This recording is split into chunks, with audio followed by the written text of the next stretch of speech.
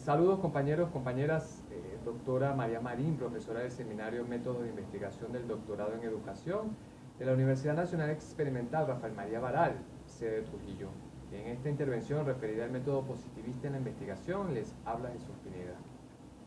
Una de las vías que el ser humano ha tomado para obtener conocimiento a través del tiempo ha sido el enfoque positivista, corriente del pensamiento que considera que el conocimiento verdadero se obtiene mediante la ciencia, en específico mediante el método científico.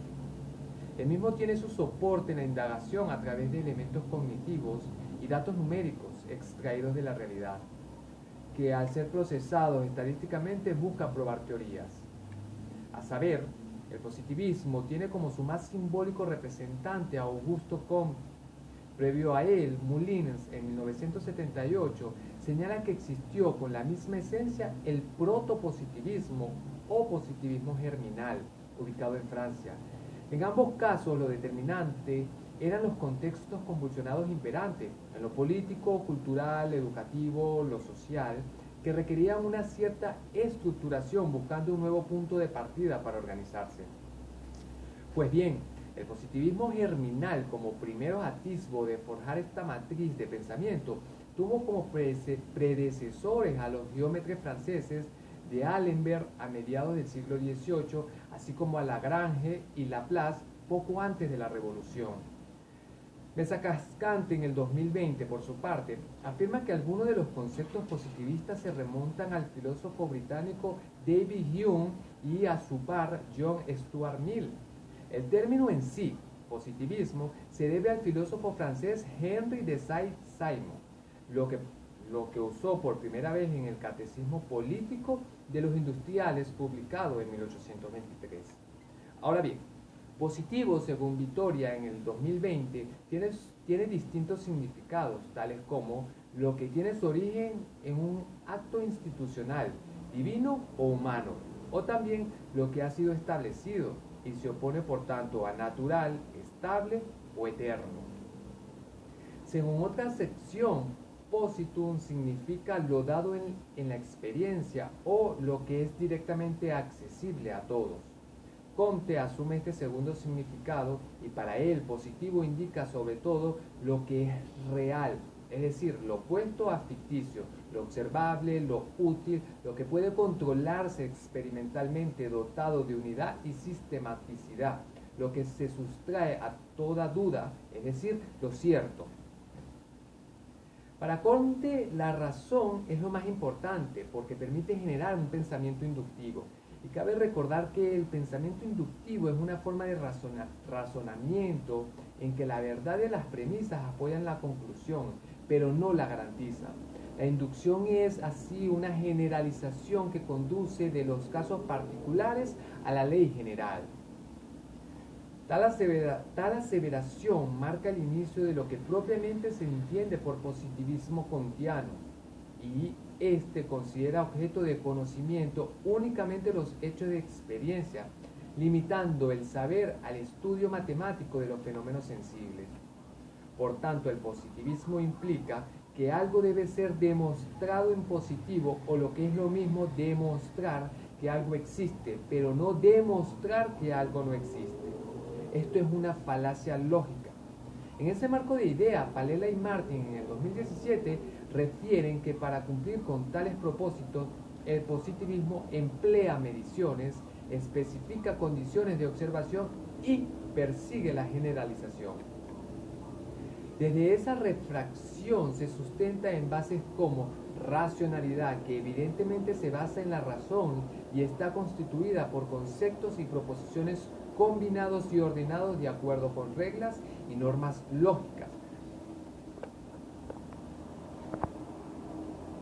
Objetividad y verificabilidad, en tanto permiten la repetición de prueba y los hallazgos son susceptibles de comprobación. Generalidad, enuncia conceptos, los agrupa, clasifica con el fin de generalizarles a poblaciones mayores. Sistematicidad, aquí las ideas son interconectadas con lógica, cuyo fundamento es el orden y la coherencia. Análisis, construye síntesis teóricas tanto de los problemas como de las cosas. Claridad y precisión, parte de la formulación sencilla de problemas e identifica las causas. Es de carácter acumulativo por cuanto propone nuevos conocimientos a partir de la revisión y aplicación de los ya existentes. Empiricidad, todo lo que expresa se deriva de la experiencia y la observación de hechos. Y finalmente la veracidad, que hace posible la expresión de resultados con apego a la exactitud. En el marco de esas bases referenciales se procede a abordar el enfoque o modelo cuantitativo en investigación educacional, cuyo método es inductivo, positivista. Pues bien, Hernández Fernández y Batista en el 2014 al respecto indican que el enfoque cuantitativo en investigación parte de identificar y formular un problema, formular objetivos de investigación, precisar las variables fundamentales que son definidas conceptual y operacionalmente, a la par realizar una revisión de la literatura vinculada al tema, con lo cual se construye un marco teórico conceptual, de cuyo proceso va surgiendo un conjunto de indicadores con los que se construyen los reactivos y que dan lugar a los instrumentos de investigación, siempre de carácter estructurado. Con ellos se obtienen datos que son procesados con recursos estadísticos para llegar a conclusiones en atención a los objetivos formulados, presentar recomendaciones y como aporte proposiciones teóricas, lo cual es opcional. En lo concerniente a tipos y diseños de investigación, en la revisión documental se tiene a que autores como Palela y Martins en el 2017, Baena en el 2017, Hernández Fernández y Batista en el 2014, Chávez en el 2007, Tamayo en el 2002 y Bunge en el 2001, entre otros, no coinciden en cuanto a la clasificación para uno y para otro. Y teniendo que seleccionar uno en función de su especificidad explicativa, he optado por Palela y Martins en el 2017. Así, en cuanto a tipos de investigación, se refiere a la clase de estudio que se va a realizar, orienta sobre la finalidad general de la investigación y sobre la manera de recoger las informaciones o datos necesarios. Dentro de los tipos se mencionan investigación de campo, investigación preexperimental, investigación cuasi experimental e investigación documental. Especificando la investigación de campo, consiste en la recolección de datos directamente de la realidad, donde ocurren los hechos sin manipular o controlar variables. Estudia los fenómenos sociales en su ambiente natural. Según Baena en el 2017, la observación y la interrogación son las principales técnicas que usa este tipo de investigación. Así, la observación y la exploración del terreno es en realidad el contacto directo con el objeto de estudio, y la interrogación, que consiste en el acopio de testimonios orales y escritos de la población objeto de estudio. Investigación preexperimental. Aquí el grado de control de las variables es mínimo y poco adecuado para el establecimiento de relaciones entre variable independiente y la dependiente. Investigación cuasi experimental. Se usa cuando no es factible utilizar un diseño experimental verdadero. Es un método de control parcial basado en la identificación de los factores que pueden intervenir en la validez interna y externa del mismo. En lo referido a la investigación documental, Arias, 1997, en su página 47, señala que es aquella que se basa en la obtención y análisis de datos provenientes de materiales impresos u otros tipos de documentos. Uno de los ejemplos más típicos de esta investigación son las obras de historia. De los 4 tipos señalados, la de mayor auge en el quehacer investigativo educacional es la de campo. En lo que se refiere a diseño de investigación, es la estrategia que adopta el investigador para responder al problema planteado en el estudio. Se clasifican según Palela y Martins en diseño no experimental, diseño experimental y diseño bibliográfico. El diseño no experimental es el que se realiza sin manipular en forma deliberada ninguna variable. El investigador no sustituye intencionalmente la variable, se observan los hechos tal y como se presentan en su contexto real y en un tiempo determinado o no para luego analizarlo. Por lo tanto, en este tipo no se construye una situación específica, sino que se observan las que existen.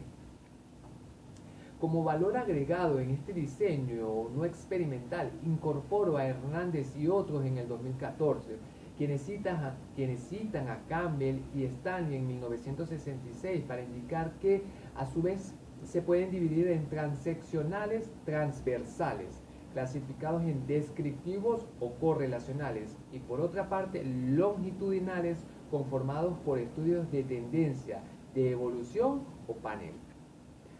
El diseño experimental es aquel según el que el investigador manipula una variable experimental no comprobada, bajo condiciones estrictamente controladas.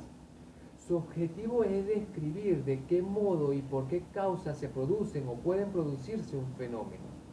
El diseño bibliográfico se fundamenta en la revisión sistemática, rigurosa, profunda de material documental de cualquier clase.